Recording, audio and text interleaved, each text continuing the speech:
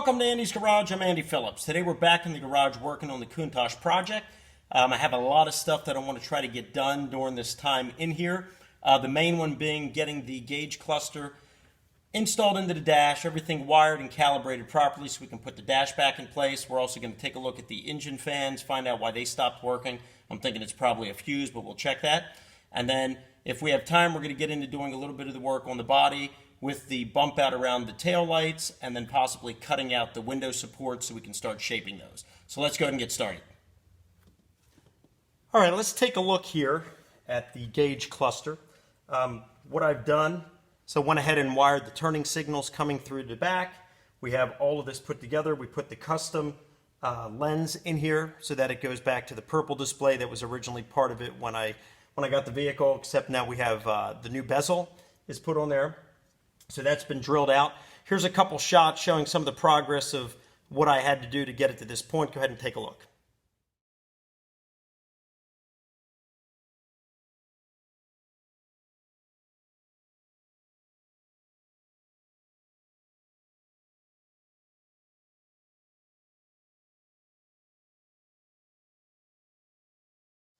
All right, now we're ready to put it in.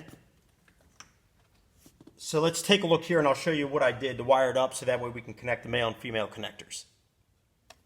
Okay, you can see here, these are the male inputs that I've connected to the left and right turn signals, and then right here you have the ground. So that's going to be connected to the back.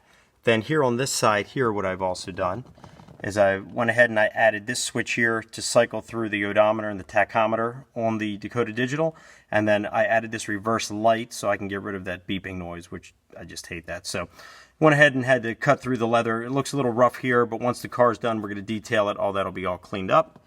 And then here's all the pieces here coming through that need to be connected. So let's go ahead. I'm going to go ahead and insert that in, get that all connected. We'll be right back. The gauge cluster has all been secured. The dash has been put back in. So now if I turn it on, everything is reading. Now, however, it still needs to be set up, and that'll be for a future video. I'm going to show you how to set up a Dakota Digital cluster. But I just wanted to show you right here what I did is I added these turn signals now. So now we have the green arrows, which I always wanted to add anyway. Dakota Digital just has the display on there. I personally like the arrows to make it more, I don't know, just make it more like a regular vehicle. So there's your hazards and all that works. There's our Dakota Digital control box mounted underneath the dash with all of the wire extensions labeled. That's all mounted up in there. Good to go. So when you're sitting up here, it's flat in, and when you're completely in the seat, and I'll show you that, you don't even see it. So here's from the passenger's perspective. And you can see here, you don't even see it. It's all tucked nicely up under there. So we're done with that. And then as you see over there, I just need to tuck the wires on the driver's side, which we're going to do that at the end of the day today. All right, the next thing that we're working on this weekend here is we're going to be working on the body. Start to do some work on that. The biggest project is going to be rebuilding this back end since it was done incorrectly by the company that made it. If you've been following my videos up until now, you know the issue I have with this. This is probably the thing when I bought this vehicle that bothered me the most because it was so obviously wrong. Is they have the back end, the tail lights were recessed in, and then it's kind of beveled on the edges, which is weird. The real one wasn't like that. The real one actually came and framed around and then had these panels with the three lights bumping out. So I went ahead and I made these panels. They've been in there as placeholders, but we're ready now to start building the body up. What I'm going to use is I went to just Lowe's and just got some quarter round. This is 3/4 inch quarter round. It's PVC, so it's not wood, so it'll warp or anything. And what I liked about it is that it's got some flexibility, so I can actually mold it to the shape it needs to be. And then the side here, where it's actually rounded, matches perfect with the bevels, so that way I can glue it here and go ahead and build it accordingly so we can build that frame around this. Now to hold that in place, what I'm using is Weld plastic bonder. This stuff is great if you're dealing with fiberglass, plastics, metals, all that. I've used it before when working on this car when I had to attach the bracket for the hood onto the fiberglass because one of those was broken off when I got the vehicle. So this stuff is great. Went ahead and applied it. It holds metal to fiberglass. This is professional grade automotive. So I'm going to be using that for this here. So what I'm going to do now, remove these panels. I'm going to sand this to prep it, and that way we can then apply the bonder, and then I'll use just some small placeholder screws that are going to go through to hold it in place while it sets for the 15 minutes that it needs to properly harden, and then that'll hold it, and then we'll build that. So right now I'm going to take these off, start sanding it, and we'll be back.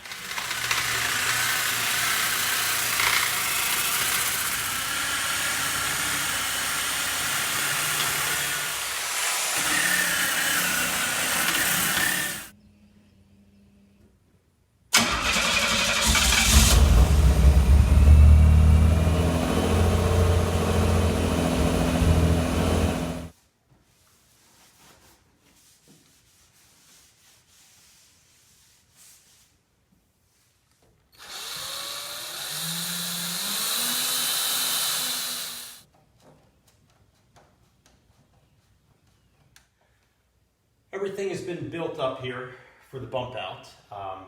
Went ahead and screwed it in, also used the fiberglass cement that we had mentioned at the beginning.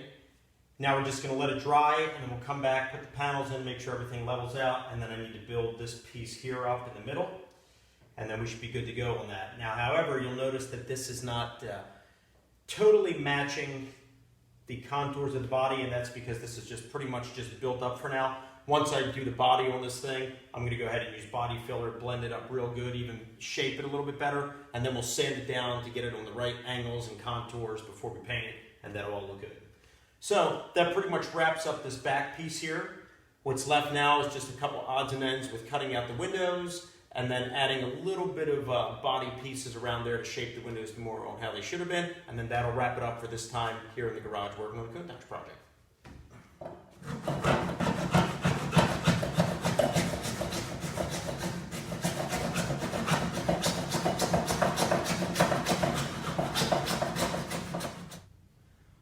I just finished cutting both supports out of the windows. It actually went very well. What I'm going to do now is just take a router the next time I'm here in the garage and just kind of route out these little pieces here, so that way we still have the proper lip for the glass to set in. And then once the glass is in place, then we'll get the right angle of that support. It's also supposed to be a lot thinner, and that'll take care of that. So that wraps it up for this. Now we're just going to do the body panel, shaping this a little bit better, and that wraps up our time here in the garage.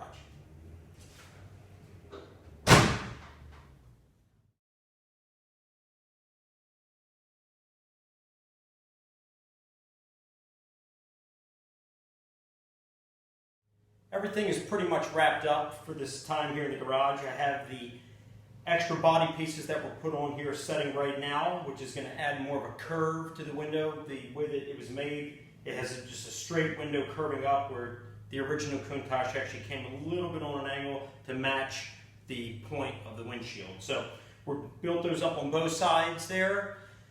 We used a clear polycarbonate, and then once we do the body filler and sand it, it'll all be painted. And then let's take a look at the back. I wrapped that up as well with the surround on that. You'll notice here now it's all nice and level. This bump out matches where the taillight assemblies are, and I also added this center piece here, which is on the same level as the taillights as well. It's clear right now because it's polycarbonate, but once it's all prepped and sanded and painted, when we paint the body, all that'll be good. And then you'll have the logos, the Lamborghini, the Bull, the Countach, all that gets mounted on this piece here. You'll notice this right here has a little bit of a bump out beyond the body. I left that so I have a little bit of slack to work with when I do the body. We're going to go ahead and use some body filler to blend that nice and well. And then I'm going to come ahead and then just sand that on the same level, shape it a little bit around it, and just kind of detail it at that point. And then we'll be good to go with that. So that pretty much wraps up our time here. I also added the reverse light inside instead of having that annoying beep that it had when I got it. To my knowledge, the only Lamborghini that ever had that reverse beep was the Murcielago, but even that only beeped on the inside. This right here made it sound like a truck. So that's been taken away. It's on the inside. I'll show that to you right now when I go ahead and move the vehicle.